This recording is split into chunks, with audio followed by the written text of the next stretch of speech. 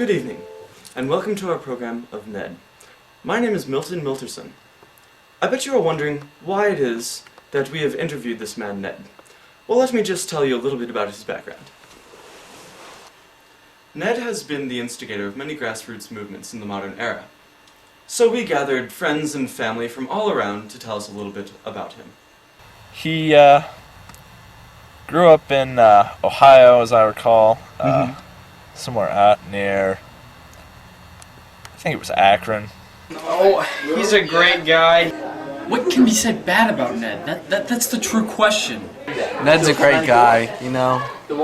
Ned is like crisp grass on a new spring day with a little babbling brook running through it. He's really passionate about life. Really loves the finer things in life, like the arts, and wine, music. Peaceful and tranquil, and at the same time assertive and confident. Well, Ned's just a rather swell kid, you know, he's kind of fun, interesting. He's like the Pope, really, without the whole Catholic thing. I agree. You know, it's just, Ned's one of those guys that you're just like, Could you tell us just a little bit about your friend Ned? Tall, dark, and handsome. That's all I have to say. Oh my gosh, you should see his abs. They're amazing. And like his biceps, it's just like, drooling.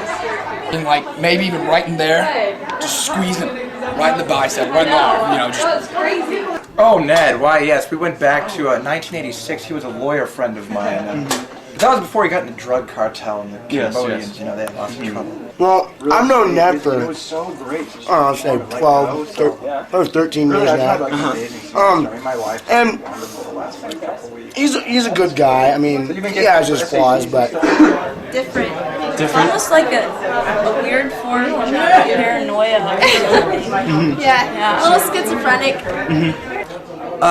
Well, Eden himself, he's slightly bipolar. Ned. That friend Ned. Ned, yes. It's kind of like duct tape, you know, has a light and a dark side, yet everything sticks to him. He had a speech impediment, so everyone made fun of him. But I was his only friend in third grade.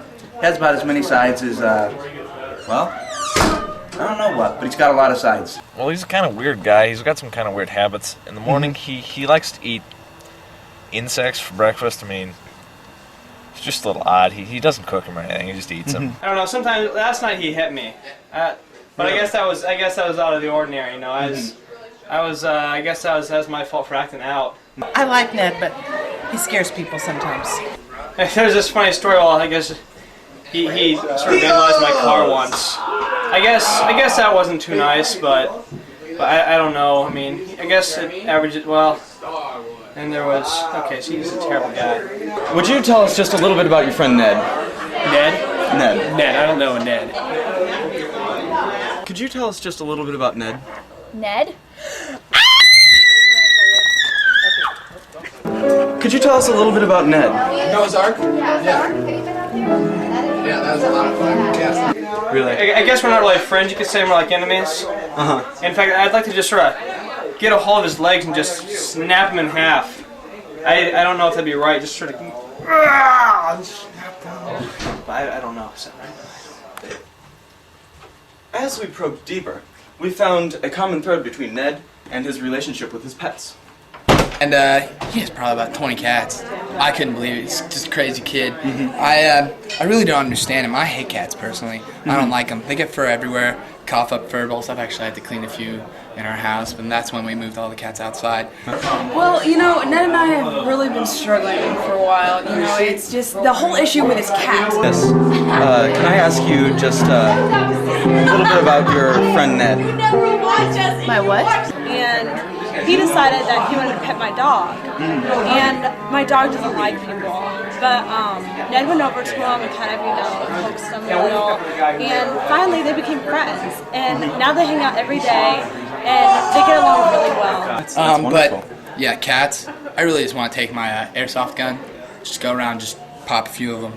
Because, you know, he has 20, he wouldn't miss them. And how Ned abused that thing, it's just terrible, especially when it turned purple. You know, because, I mean, he's really just going nowhere with his cats. His dog? Well, there was this big cat and he was chasing them up a tree. So both the dog and, Ned got up in the tree. And, the dog, he pushed him down into the cat's jaws. And the dog died. If I could say it again, I hate cats. Hate everything about them. I don't like them.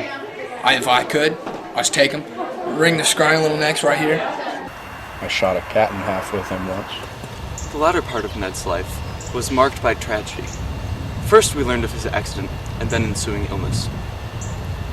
I don't really like eating with him because, well, last time I ate with him, It's like a lot of work. I don't like eating with him. He's kind of got this problem. He throws up after he eats. Every meal. He'd always be vomiting everywhere. Did he vomit on you? He did once. Oh, that's just one terrible. occasion. That's terrible. It was okay. I don't know how long it's been going on. Probably on 10 years now. Could you tell us just a little bit about your relationship with Ned? Ned? With Ned, yes. You just had to bring it up, didn't you? See, Ned was my husband, but he was in this tragic car accident and he suddenly got in a car crash with his wife. And then they had to tape him all back together, And he looks so strange with his ear right here. No one wanted to talk to him, and he frightened all the kids. And, we tried super gluing it, and, hot glue, but he just ended up dying.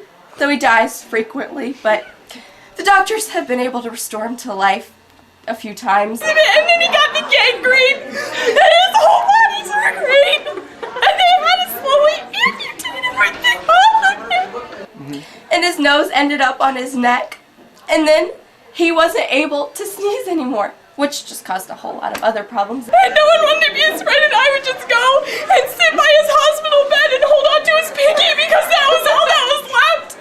Could you tell us a little bit about Ned? Did Ned die? I think he died. Well, I'm sorry to bring it up, but thank you for your time. It's okay. It's okay. I'm glad Ned? someone cares.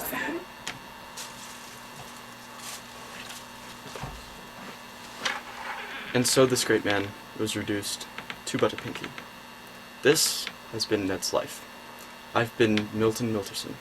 Thank you, and enjoy next week's episode of Frank.